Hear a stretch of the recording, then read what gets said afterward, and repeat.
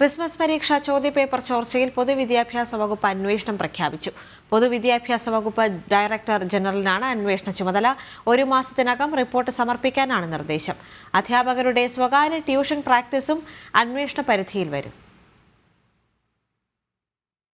സംസ്ഥാനത്തെ ക്രിസ്മസ് പരീക്ഷയുടെ ചോദ്യപേപ്പർ ചോർന്നത് വിവാദമായ സാഹചര്യത്തിലാണ് സർക്കാർ അന്വേഷണം പ്രഖ്യാപിച്ചത്. പൊതുവിദ്യാഭ്യാസ ഡയറക്ടറുടെ നേതൃത്വത്തിലുള്ള 6-അംഗ സമിതിക്കാണ് അന്വേഷണ ചുമതല. 1 മാസത്തിനകം റിപ്പോർട്ട് സമർപ്പിക്കണം. സർക്കാർ അധ്യാപകർ സ്വകാര്യ ട്യൂഷൻ സെന്ററുകളിൽ പഠിപ്പിക്കുന്നതിനെക്കുറിച്ച് അന്വേഷിക്കുമെന്നും മന്ത്രി പറഞ്ഞു. പൊതുവിദ്യാഭ്യാസ ഡയറക്ടറുടെ നേതൃത്വത്തിൽ 6-അംഗ സമിതിയെ അന്വേഷണ കമ്മീഷൻ രൂപീകരിച്ചു. 1 മാസത്തിനകം അവർ അതിന്റെ റിപ്പോർട്ട് സമർപ്പിക്കും. അതോടൊപ്പം തന്നെ പോലീസിന്റെ നേതൃത്വത്തിലുള്ള അന്വേഷണവും നടക്കും.